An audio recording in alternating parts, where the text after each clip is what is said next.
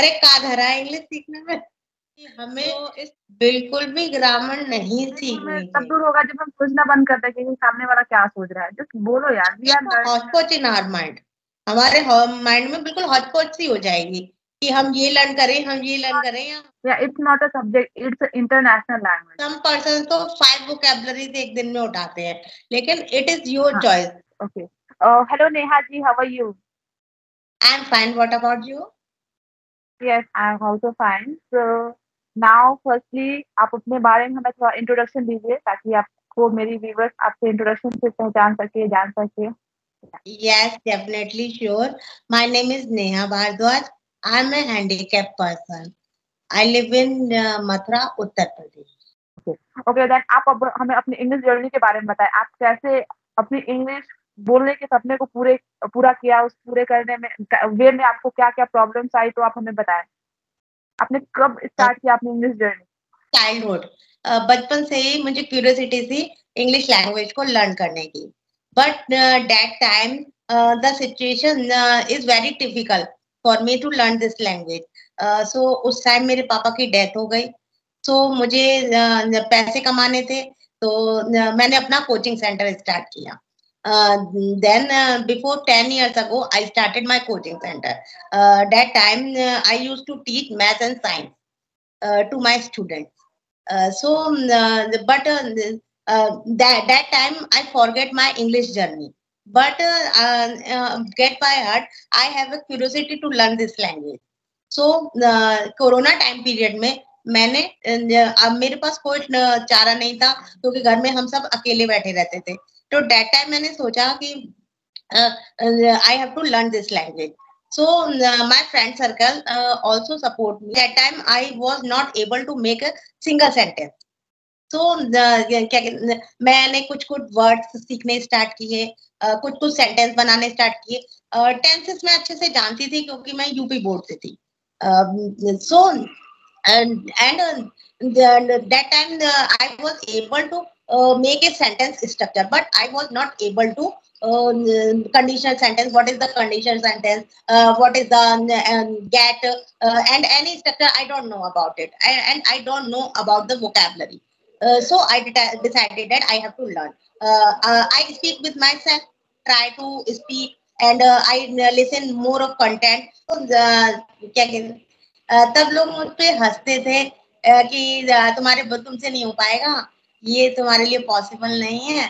तो क्या कहते हैं, ये इसको छोड़ दो। क्या ये लगा रखा है? तो कि नो, बाय हुक प्रूफ मुझे ये करना है। चाहे कुछ हो करना है। जाए, मैं करूँगी। मैं खुद को प्रूव करके दिखाऊँगी, because I have a power. I can do it. Because from the नहीं, मैं ये कर सकती हूँ। चाहे मुझे हैंडीकैप सिचुएशन को देख के ले लीजिए, चाहे वो लर्निंग लैंग्वेज को देख के ले लीजिए। So I can do it, everything or not. But yes. this is I face this problem a lot. When I speak anything, so I fumble a lot. So how can I remove this? That time मैं ये सोच रही थी कि मुझे ऐसा क्या करना चाहिए। So इसके लिए मैंने एक कोचिंग सेंटर भी ज्वाइन किया।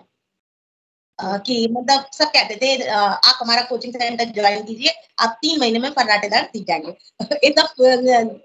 face many learners faces this problem a lot. So that time I joined this coaching because I want to teach to myself, because if we are learning English, so vocabulary is the main important part. अगर हमें अपनी vocabulary improve करनी है, तो जो मैंने feel किया, जो मैंने एक्सपीरियंस लिया, हमें डेली ओनली मोड नहीं, एक वर्ड को उठाना चाहिए। हमें एक वोकैबुलरी को अच्छे से लर्न कर लेना चाहिए। लेकिन इसे लर्न करना ही इनफ नहीं है।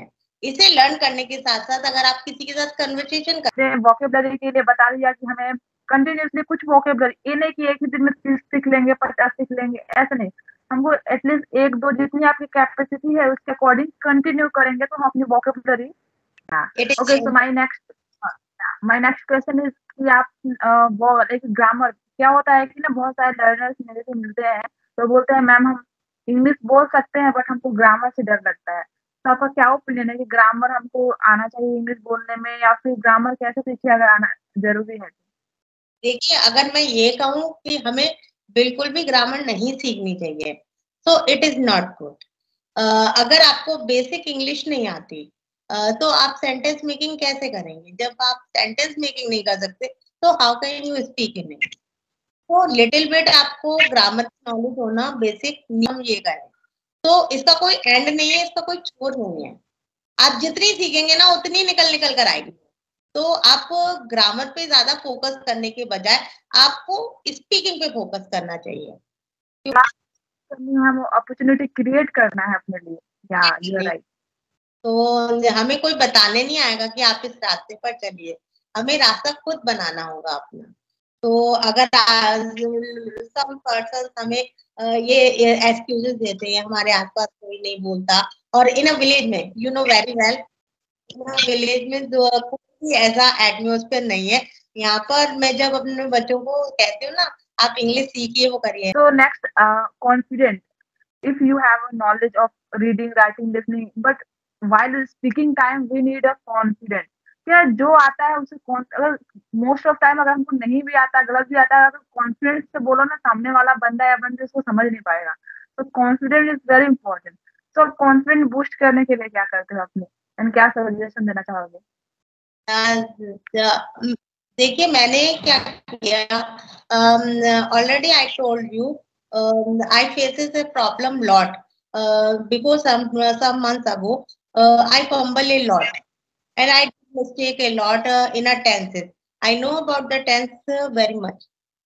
Everything I know about it, but when I speak, comes to speak, so sometime I use when I used to present indefinite, so I use past indefinite.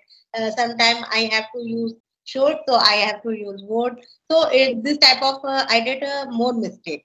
And some people interrupt to me, and that time I feel too bad. मुझे बहुत बुरा लगता था कि तब सब लोग ये कहते थे आई Yeah, only practice. If we will do practice, so that definitely we will get the confidence.